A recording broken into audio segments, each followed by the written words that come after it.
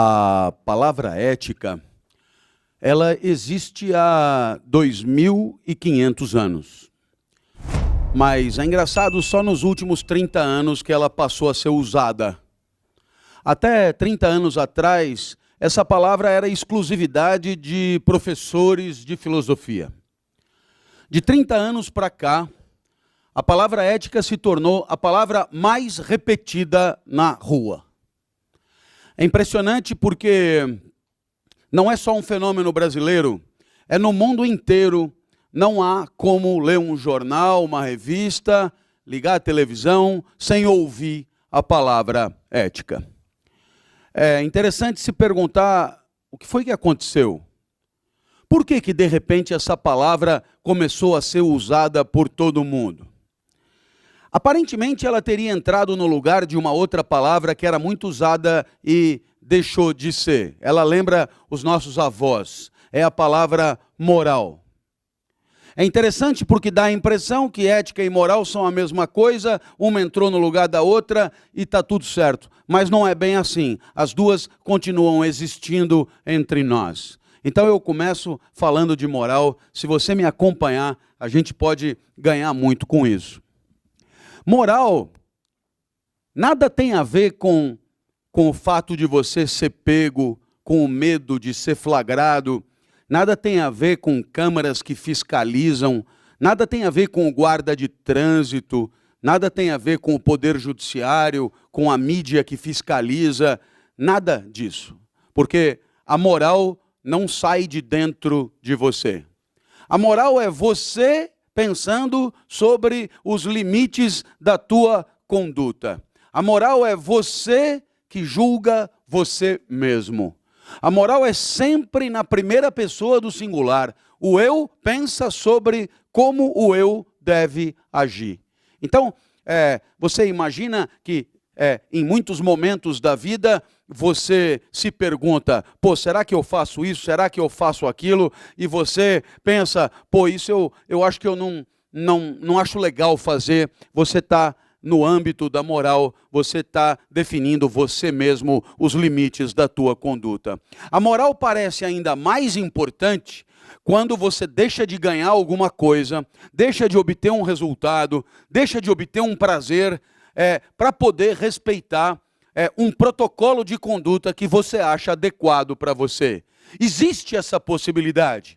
Existe a possibilidade de deixar de ganhar em nome de um princípio. E você, com você mesmo, decide que daquele jeito você não aceita. Moral faz parte da nossa vida? Claro que faz. Eu tenho certeza que se algum de nós aqui deixar cair a sua carteira, independentemente do conteúdo, qualquer um aqui vai procurar o dono, vai devolver, porque na moral não fica com coisa que não é sua. E é legal porque pode você estar sozinho, só tem você e a carteira. Não tem câmera, não tem ninguém olhando, só tem o dinheiro e você. E você pensa, claro, não vou ficar com isso. Embora você lute pelo dinheiro o tempo inteiro, não vou ficar com este dinheiro, porque este dinheiro não é meu e não tem a menor possibilidade de ser pego. Só tem você mesmo fiscalizando você, avaliando você, julgando você mesmo. Então, eu acho que você entendeu, a moral continua existindo, porque continuamos tendo discernimento e lucidez para poder não fazer as coisas de qualquer jeito e não alcançar os nossos objetivos de qualquer jeito. A gente podia dar mais exemplos. Eu passeava por uma cidade chamada Genebra e era de madrugada e eu me deparei com uma banca de jornal aberta, eu achei esquisitíssimo, fui lá para ver que tipo de jornaleiro trabalhava às 3 da manhã, e aí a minha surpresa é que não tinha jornaleiro.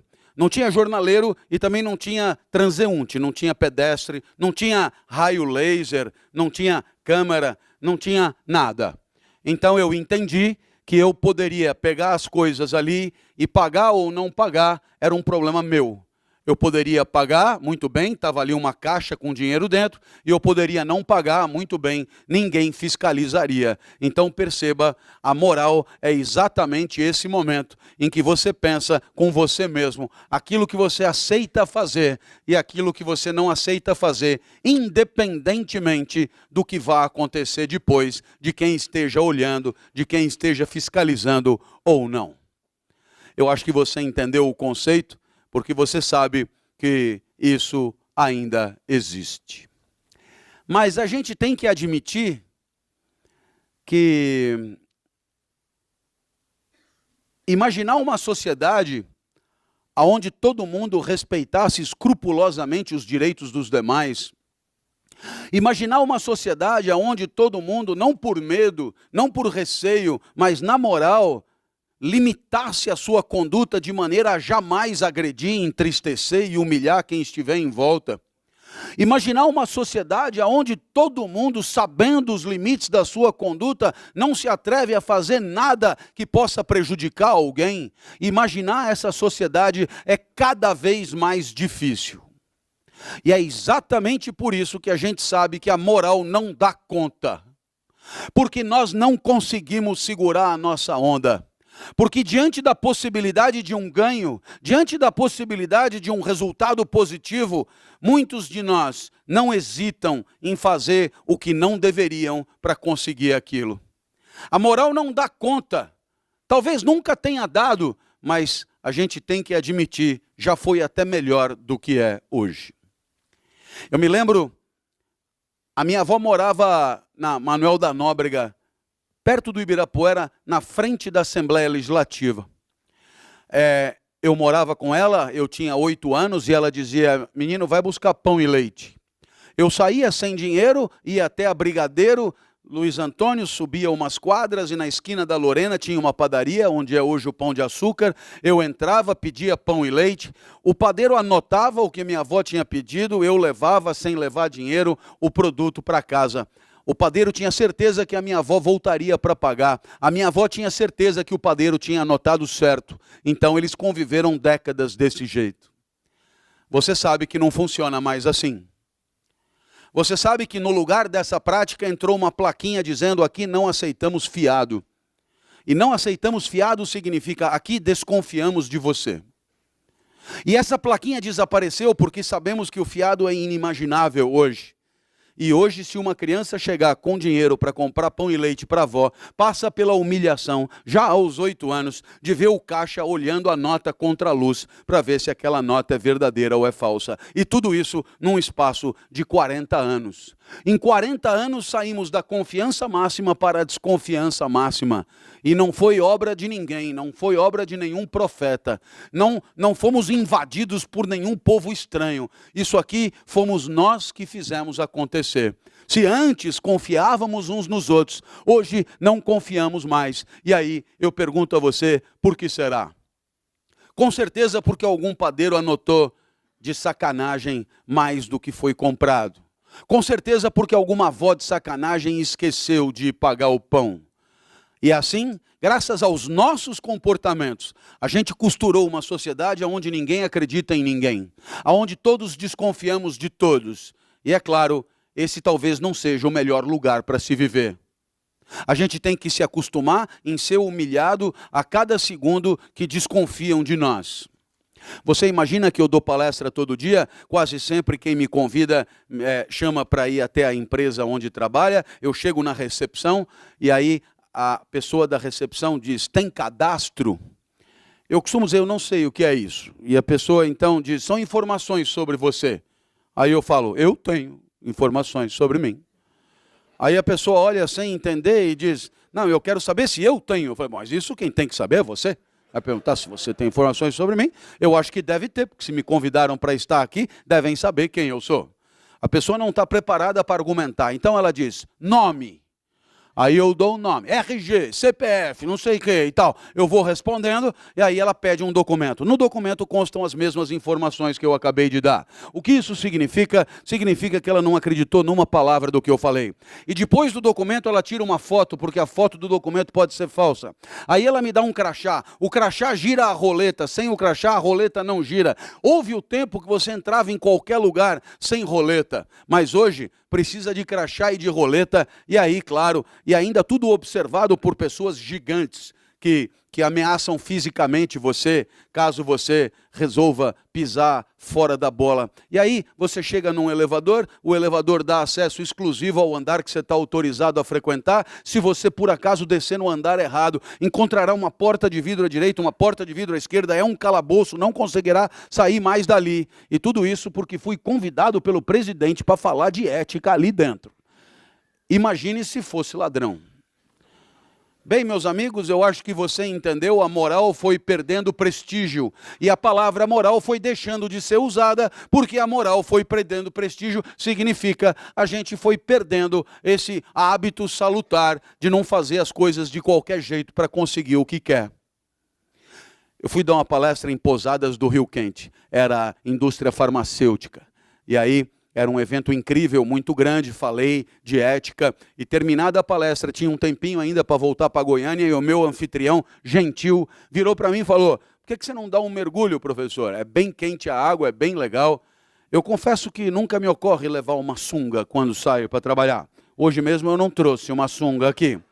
Aí eu falei, eu não tenho como mergulhar, eu não tenho sunga, mas ele insistia tão gentilmente que eu entrei numa loja para comprar uma sunga.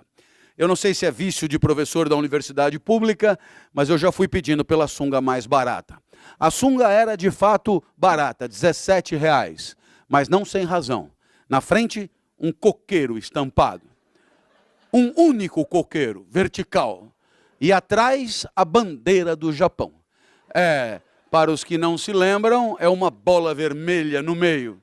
Eu nunca vi uma sunga que explicava graficamente aquilo que escondia organicamente, né? Um coqueiro e a bandeira do Japão. Aquilo era inusável, por isso, R$17. Mas eu, professor da universidade pública, tenho senso de ridículo muito frouxo e falei, é essa mesma. A sunga estava um pouco apertada, esgarçando o coqueiro, mas não tinha problema. É nóis. Aí eu virei para a vendedora e falei, querida, eu vou subir no quarto, pegar o dinheiro, já desço e acerto com você. Ela virou para mim e falou, antes tira a sunga. Aí eu falei, pô, passa pela sua cabeça que eu vou sair daqui correndo com essa sunga ridícula para não pagar R$17? Ela falou, claro que passa. Eu falei, mas de onde você tirou isso? Ela falou, da minha experiência aqui de vendedora de sungas. Eu não sei se você entendeu, mas eu estava pagando o pato de alguém que não voltou.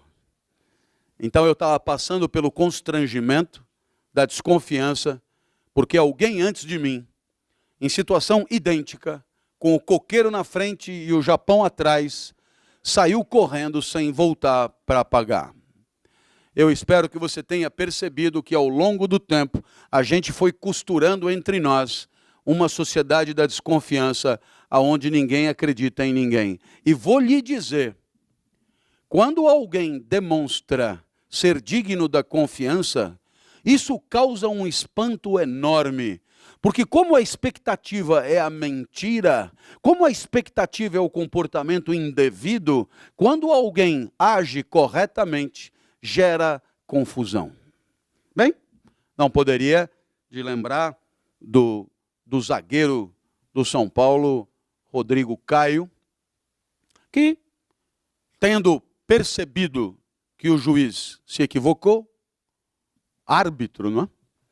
Ele então avisa, olha, você se equivocou e, portanto, seria mais justo que você deliberasse de maneira diferente. Porque não houve a falta, sequer houve a falta, quanto mais merecedora de cartão amarelo. Bem, num mundo como o nosso, onde todo mundo parece ser mentiroso por obrigação, aonde todo mundo parece falsear, enganar, simular, fingir que foi golpeado, fingir que foi cuspido, fingir que foi empurrado, fingir que foi... E isso vale para atletas, técnicos de envergadura, da primeira divisão, etc. Num lugar como esse, aonde você está habituado a fazer o que for preciso para se dar bem, quando alguém diz a verdade e com isso perde uma vantagem que havia obtido indevidamente, esse alguém causa estupefação. É uma espécie de anomalia. Numa sociedade onde todo mundo mente, quem diz a verdade é um execrado, alguém que padecerá caro pela ousadia de ser honesto. Bem, a moral foi despencando e eu comento o que me aconteceu hoje de manhã. Hoje de manhã eu estava na cidade de Maringá.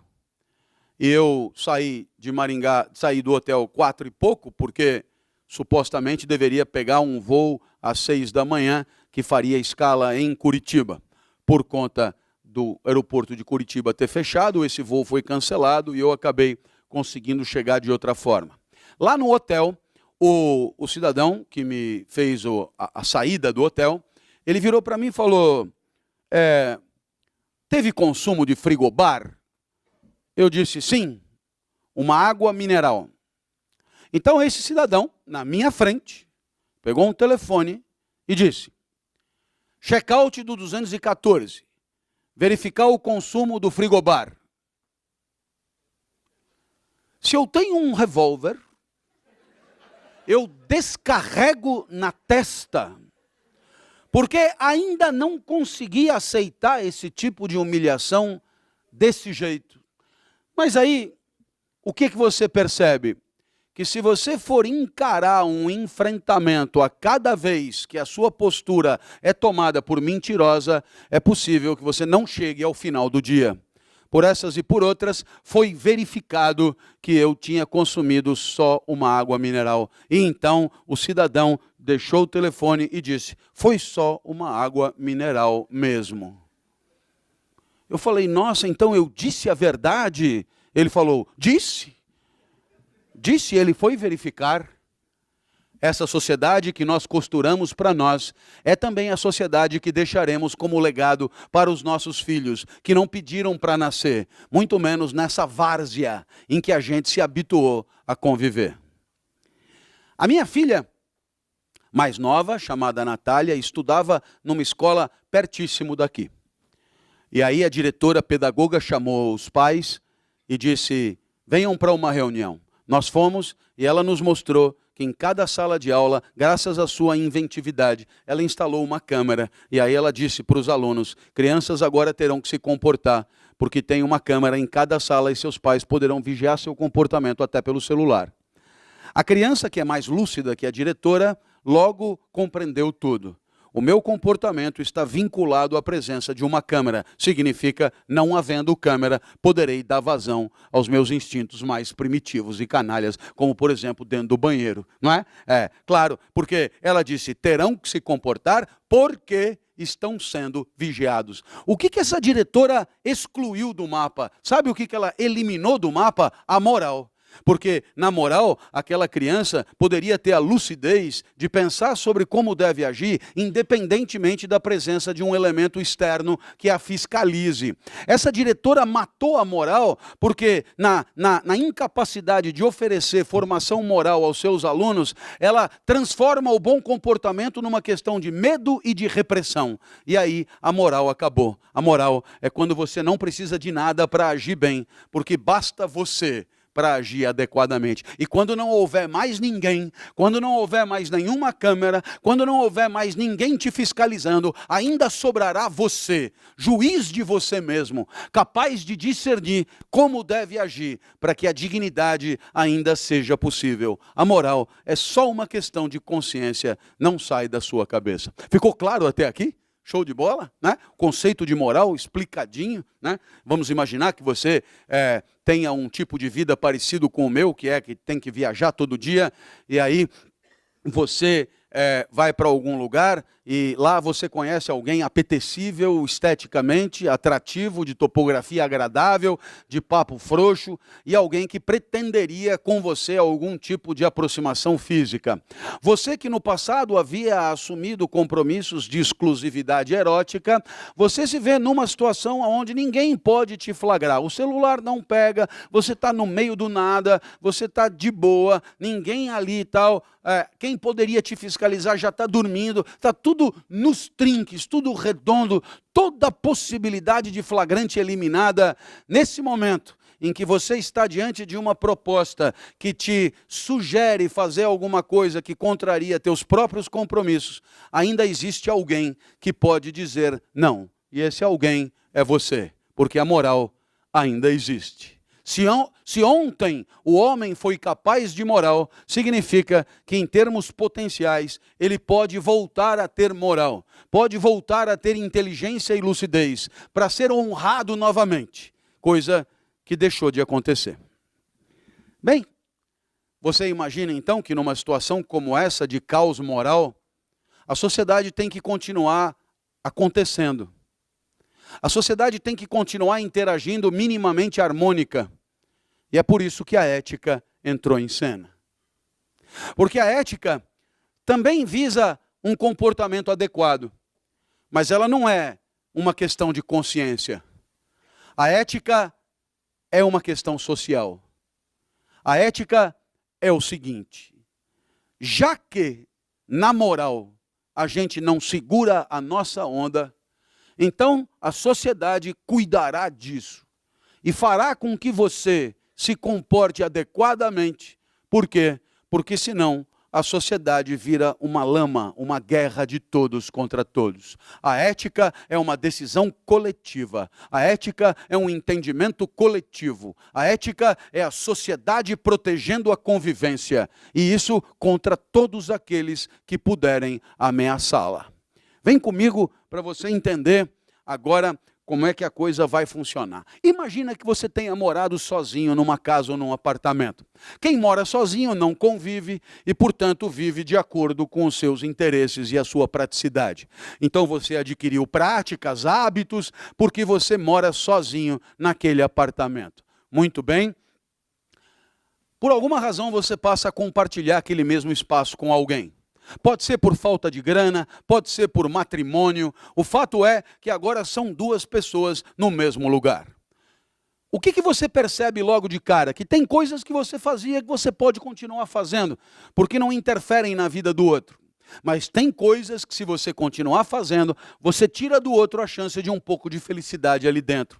E como o outro tem o mesmo direito a ser feliz ali dentro que você terá que rever as tuas práticas. E terá que deixar de fazer coisas cômodas e prazerosas. Para quê? Para poder harmonizar a convivência. A ética é a diferença entre o que você faria se morasse sozinho e o que você passa a fazer porque mora com alguém. Vale para um casal, vale para 5 pessoas na família, vale para 50 pessoas num pequeno grupo de amigos, vale para 500 pessoas numa empresa, vale para 200 mil pessoas numa municipalidade, vale para 200 milhões no país ou para toda a humanidade. Havendo convivência, haverá ética, porque não dá para fazer tudo o que você gostaria como se fosse solitário e sozinho. Ficou claro isso ou não? Nossa, eu acho que ficou claríssimo, porque agora a gente pode expor alguns exemplos que mostram o quanto isso é complicado. Você sai de casa com dor de cabeça, e aí você chega na porta da farmácia e não tem vaga para parar. E aí você pensa, puta, encontrar uma vaga, que saco, que desconfortável, né? Já estou com dor de cabeça, então o que você faz? Você para o teu automóvel em fila dupla, você liga o pisca, vai rápido porque você é consciencioso, em 8 minutos você compra uma Neosaldina, toma 2 e vaza. Ponto positivo para você, porque você não estacionou, não perdeu tempo, comprou o remédio, eliminou a dor de cabeça, tudo do jeito mais cômodo possível. Então, parabéns, você se deu super bem. Só que, Como você deve ter percebido, numa cidade como São Paulo, você não está sozinho. E pelo fato de você ter ocupado uma das duas pistas, uma para você, a outra para o resto do mundo, né? 148 veículos tiveram que passar ali mais devagar. 208 pessoas chegaram atrasadas onde estavam indo. E aí, é claro, se você marcou ponto positivo para você, tem que marcar negativo para os 208. Então, se você quer somar ganhos e perdas, cada vez que alguém fode a ética, a sociedade entristece, a sociedade empobrece, a sociedade enfraquece. Chamaremos de canalha. Canalha é aquele que, para obter o que pretende, não hesita em parar em fila dupla, não hesita em pegar o dinheiro que não é seu, não hesita em criar situações prejudiciais a quem está por perto. Esse é o canalha, coloca sempre o próprio ganho em primeiro lugar. Não entendeu que a chance de felicidade para todos vale mais do que a sua própria vantagem, o seu próprio ganho. Eu fui para uma cidade do sul do continente chamada Ushuaia, e fazia frio, está fazendo exatamente um ano isso. E tinha uma piscina dentro do hotel. Água quente, super quente, quase uma sopa mesmo. Então era 0 fora e 40 dentro, mais ou menos assim. Mas era coberta, e aí dentro da piscina tinha um bar que vendia bebidas em geral, água, refrigerante, bebidas alcoólicas, etc. Então o pessoal comprava as bebidas, entrava na piscina e ficava. E uma coisa me chamou a atenção, todo mundo entrava na piscina, mas ninguém saía. Eu comecei a pensar, puxa vida, esse lugar aqui, a Patagônia, deve ter um ar que facilita a contenção urinária, porque ninguém sai daqui, né? Eu não sei se na minha idade, sabe como é, a próstata aumenta, a bexiga diminui. Até as minhas palestras diminuíram de tamanho, porque senão eu não aguento, eu tenho que fazer xixi, né? E eu comecei a perceber que ninguém saía da piscina, e eu quase que perguntei, vocês tomam algum remédio para poder aguentar e tal? Aí eu vi lá uma porta escrito WC, né? Uma porta escrito WC, e eu comecei a perceber que ninguém abria aquela porta. E aí, então, eu não aguentava mais, saí da piscina e percebi o cúmulo. A porta estava trancada. Já se presumia que ninguém iria fazer o que eu fiz. Porque, claro, você sabe, todos ali aliviavam sua tensão na piscina. Então, eu reparei um cidadão, desses caras bacanas, sabe? Cabeleira lanzuda, desses que tem Toyota Corolla prata, esposa bonita, gente diferenciada mesmo, gente bacana. E esse cidadão estava com a esposa dentro da piscina, pessoa bacana também. E os 2 filhos, um deles aprendendo a nadar e engolindo água. Esse cidadão apoiou o cotovelo no parapeito, ele calibrou a genitália bem lá no fluxo de água que expele o amarelumbre, e ele sorriu. O sorriso dos justos, o sorriso de quem nunca vai sair da piscina para fazer xixi, porque está frio lá fora. E aí você imagina, meus amigos, que essa pessoa não se incomoda que o filho engula a sua urina, porque um canalha é assim, para não passar frio. O fato do filho engolir a própria urina não é um problema. Você gostou? O exemplo do xixi na piscina é uma metralhadora giratória, não é? É um exemplo violento mesmo. Se você imaginar que esse exemplo seja uma alegoria, uma metáfora, imagine que a piscina seja o nosso país. Imagine que o WC seja a ética. Imagine que quem vai ao WC seja um indivíduo justo e honesto. E imagine o resto. Todo mundo urinando e defecando no lugar onde está. E assim vamos nos acostumando a conviver com a excreção moral de todos nós. E já que tem alguém que urina, por que deveria eu sair da piscina? E assim faremos daquela sopa quente uma espécie de piscina de excrementos. E vamos nos habituando de tal maneira que já não nos incomodamos mais de conviver com o xixi alheio. É bem legal esse exemplo. É gozado como o título da minha palestra é a sobrevivência do futebol. E é interessante porque é tão fácil perceber que nós estamos, todos os que trabalham com futebol, estão envolvidos na mesma aventura. Todos estão envolvidos no mesmo negócio, na mesma emoção, na mesma atividade. Todos estão, digamos, trabalhando para aquilo, tirando o seu sustento daquilo, vivendo daquilo e assim por diante.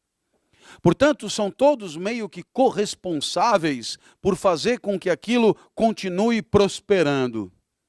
Porque é claro que a emoção do torcedor que torce para esse ou aquele time, isso faz parte do negócio. É claro que o jogador que pretende ganhar fama e ir jogar na Europa faz parte do negócio. Mas é evidente também que se por algum motivo a sociedade perceber que tudo é uma farsa, evidentemente, aquilo perderá credibilidade, perderá legitimidade. E aí, é claro, é possível que os estádios comecem a esvaziar. É possível que as pessoas que outrora eram torcedores fervorosos se tornem pessoas um pouco decepcionadas, que comecem a falar, não, só na Copa do Mundo, ou se bobear, nem na Copa do Mundo. E aí, é claro, todo o negócio padece, negócio que dá abrigo e sustento a todo mundo. Sendo assim, somos corresponsáveis por proteger as regras do jogo. E sendo assim, aquele que busca obter um ganho, um campeonato, uma vitória numa partida, atacando, agredindo as regras do jogo, não percebe, mas está obtendo uma vantagem de circunstância e destruindo o grande negócio do qual ele tanto depende. E eu estou falando do futebol e eu poderia falar, por exemplo, da universidade. A universidade tem seus protocolos, a universidade tem o seu vestibular, a universidade tem os seus critérios de admissão, a universidade tem a seleção dos professores, a universidade tem uma série de coisas. Na hora que o professor entra por baixo dos panos, porque ele corrompeu a banca examinadora. Na hora que o aluno passa no vestibular porque soube das questões com antecipação e, portanto, não merecia estar aonde está. Na hora que dentro da universidade você passa de ano colando, furtando provas, então você desmoralizando todo o processo, não percebe que quando chegar no final do seu curso, você recebe um diploma que não vale nada, porque o valor do diploma está no reconhecimento dos outros. O valor do diploma está no aplauso dos outros. Está na sensação de brilho, de mérito que aquele diploma simboliza. Na hora que não houver mais essa sensação, o diploma é um pedaço de papel que você pode rasgar e jogar no lixo. Em qualquer atividade é assim. A crença na lisura, na honestidade dos processos e no respeito dos procedimentos é a condição para continuarmos nos interessando por aquilo, para continuarmos vivenciando aquilo como valendo a pena, na certeza de que quando um time é campeão é porque, a grosso modo, é mesmo o melhor time. Na hora que nos dermos conta que não é bem assim, na hora que nos dermos conta que a vitória pode advir da malandragem, da desonestidade, da sacanagem, na hora que pudermos perceber que o melhor não ganha porque foi roubado, aí é possível que nos desinteressemos, porque não vale mais a pena treinar, não vale mais a pena contratar um craque, não vale mais a pena ter um técnico competente taticamente. Por quê? Porque a gente pode conseguir de outro jeito a vitória, obtendo a docilidade de árbitros, a docilidade de dirigentes, a docilidade de tribunais que agirão com rigor para uns e com frouxidão para outros, e com isso acabarão fazendo com que um campeonato se torne uma várzea a desconfiar, a não acreditar mais. Meus amigos, numa sociedade onde todos desconfiamos de todos, não é fácil manter viva a chama da aparência de honestidade. Não é fácil manter viva a certeza de que aquilo ali é uma competição onde as pessoas de fato partem todas da mesma linha e que o mérito define o vitorioso. Por essas e por outras, somos todos corresponsáveis para manter viva esta crença. Caso contrário, estaremos cavando a sepultura do negócio que nos abriga e que nos dá sustento.